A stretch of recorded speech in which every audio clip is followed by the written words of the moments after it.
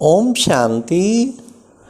सुनते हैं 27 अक्टूबर 75 के अव्यक्त बाप दादा के मधुर महावाक्य।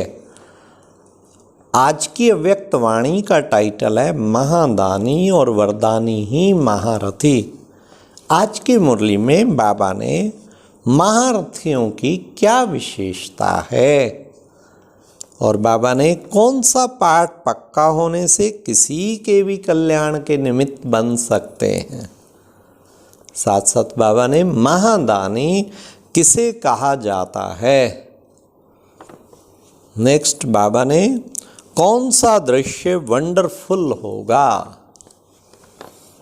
तो सुनते हैं 27 अक्टूबर 75 की अव्यक्तवाणी महादानी और वरदानी ही महारथी।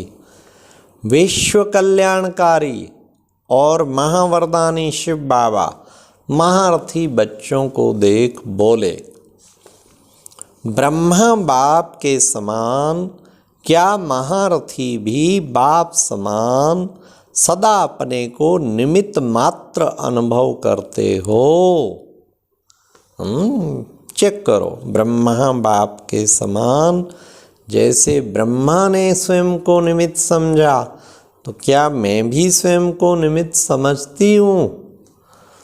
महारथियों की ये विशेषता है कि उनमें मैंपन का अभाव होगा। मैं निमित्त हूँ और सेवाधारी हूँ, ये नेचुरल स्वभाव होगा। इतनी बड़ी पोस्ट पर दादियाँ होती या निमित्त महारथी, लेकिन वो व्यवहार में ऐसे व्यवहार करते जैसे कुछ भी नहीं है। तो बाबा ने कहा निमित्त और सेवाधारी तो उनके स्वभाव में होगा। स्वभाव बनाना नहीं पड़ता, स्वभाव वश संकल्प बोल और कर्म स्वतः ही होते हैं।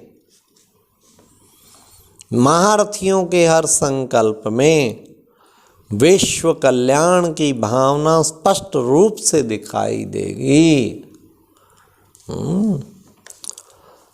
ब्रह्मा बाबा थे ना, हमेशा ही बाबा को कहते बाबा कमाल है आपने इतना। उस वक्त 36 में लाखों रुपए आज के अरबों के समान है। तो लाखों रुपए की प्रॉपर्टी बाबा ने समेट के बहनों का कमेटी बनाया और आगे विल कर दिया। और उससे 14 साल तो सेवा की नहीं बार, उससे ही बाबा का कार्य भंडारे का सब चलता रहा। तो कोई कोई कहते बाबा आपके तो त्याग की कमाल है, आपने कितना अर्पण किया। बच्चे मैंने क्या किया, बच्चे वो तो बाबा ने किया, मैं तो कुछ भी नहीं किया। मैं तो बच्चे बाबा मुझे क्या कागज के बाबा को नोट दिए, बाबा को जो प्रॉपर्टी दी, लेकिन बच्चे बाबा मुझे हीरे जवाहरों के मालिक बना देता है, हीरे जवाहरातों के महल देता है। बाबा को ऐसे लगता था स्वरूप से बाबा ले बहुत रहा है और दिया तो कुछ भी नहीं। तो प्रैक्टिकल था बाबा हर वक्त निमित्त भाव में। कोई सिंध में शुरू में ज्ञान समझ नहीं आया, बड़े बड़े मुखिया आके बाबा आप ऐसा क्यों बोला, ये क्यों बोलते। अरे मैं थोड़ी बोलता, ये तो मैं तो निमित्त बाबा बोले, जो मैं उसको क्या कह सकता। ये नया ज्ञान आपने पवित्रता का क्या छेड़ा, मैंने थोड़ी छेड़ा, उसने बात भी सही थी। पर बाबा हर समय खुद को निमित्त समझ के रहता था। तो ये एक बाबा कहते हैं कि बच्चे जैसे ब्रह्मा बाप में देखा वैसे ही तुम बच्चों को भी ब्रह्मा बाप के समान सदा अपने को निमित्त मात्र अनुभव करना है। तो बाबा ने कहा कि बच्चे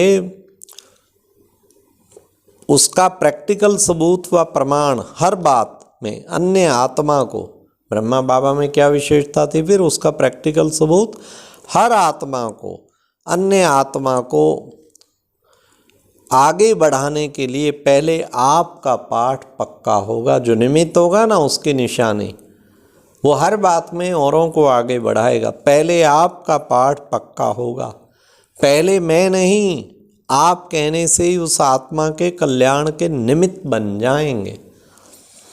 ऐसे महारथी जिनकी ऐसी श्रेष्ठ आत्मा है और ऐसी श्रेष्ठ स्वभाव हो, ऐसे ही बाप समान गाए जाते हैं।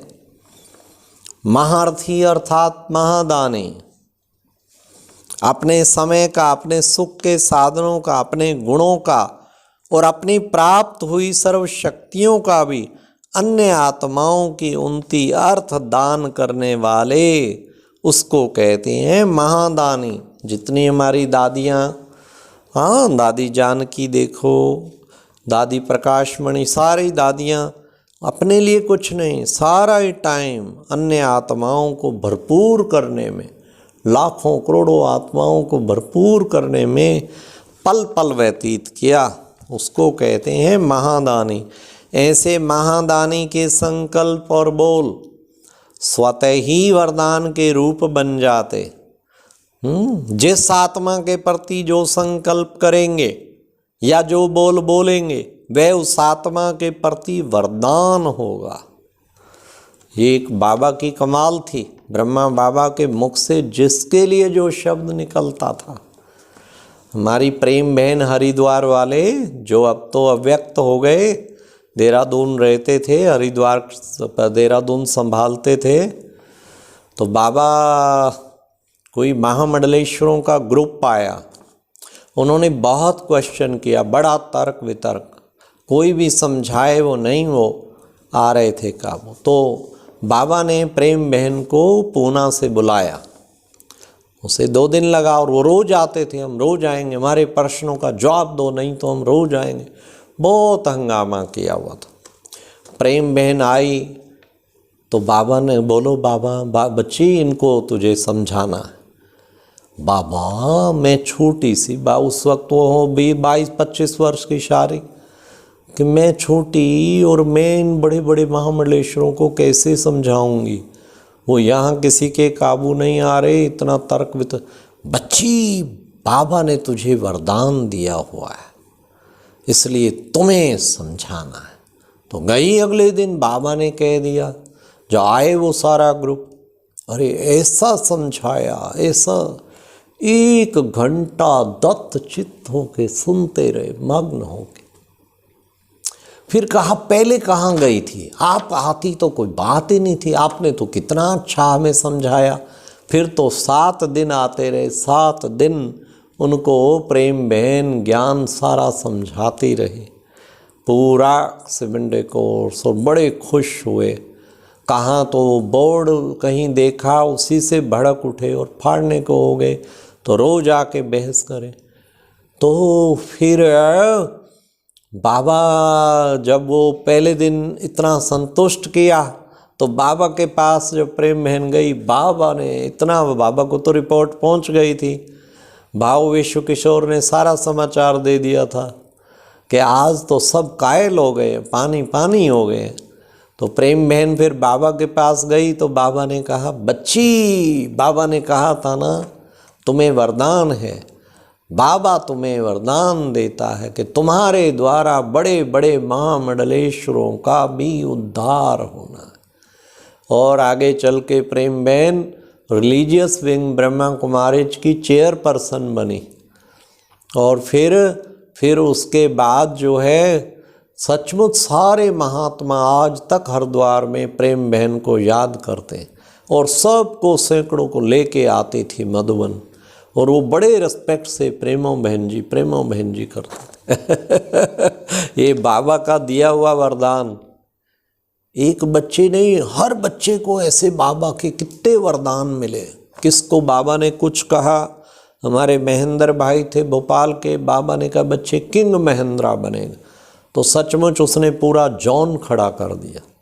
जगदीश भाई को बाबा कितना वरदान, ये बच्चे संजय बनेगा, क्योंकि बाबा जो टॉपिक दिया सारी रात जाग के भी लिख के लाया। फिर जब कहा बुक बना दिया, पढ़, जैसे कहा, तो बाबा ने कहा बच्चे तो संजय तेरी कलम से जो लिखा जाएगा ना फाइनल।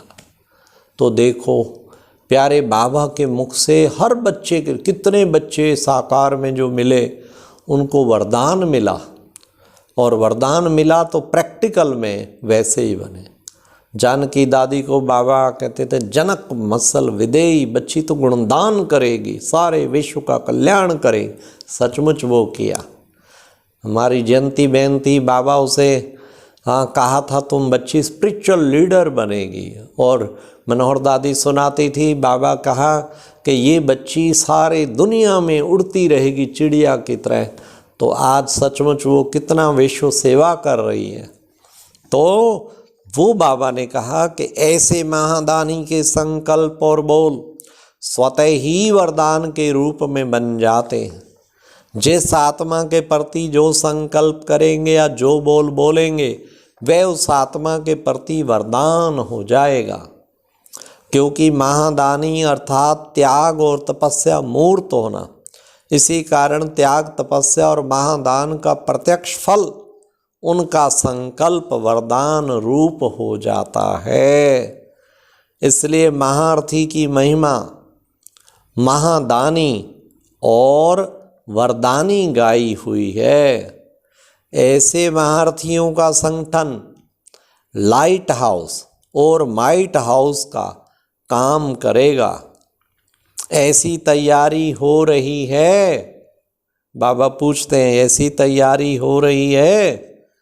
ऐसा संगठन तैयार होना अर्थात जय जयकार होना और फिर हाहाकार होना, यह दृश्य भी वंडरफुल होगा। एक तरफ अति हाहाकार और दूसरी तरफ फिर जय जयकार। अच्छा, तो प्यारे बाबा ने आज कितना सुंदर बताया कि महारथी की विशेषता है कि उसमें मैंपन का अभाव होगा और महारथी के हर कर्तव्य में विश्व कल्याण की भावना स्पष्ट रूप से दिखाई देगी। तो हमें प्यारे बाबा ने जो कहा, हमें सदैव निमित्त बन के सदा रहना है, ब्रह्मा बाप समान खुद को निमित्त। और बाबा ने कितना सुंदर लास्ट में बताया कि वंडरफुल दृश्य होगा। कौन सा? कि बाबा ने कहा ऐसा निमित्त वाला जो लाइट हाउस माइट हाउस का काम करे, ऐसा निमित्त भाव वाला जो संगठन तैयार हो गया तो जय जयकार हो जाएगी और फिर हाहाकार एक तरफ विनाश होगा। यह दृश्य भी वंडरफुल होगा। कौन सा? एक तरफ अति हाहाकार और दूसरी तरफ फिर जय जयकार। कितना सुंदर प्यारे बाबा ने बताया।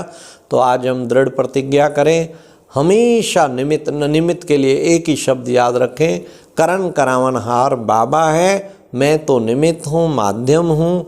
बाबा जो कराए, बाबा जो दिखाए, बाबा करा रहा है। अच्छा, ओम शांति।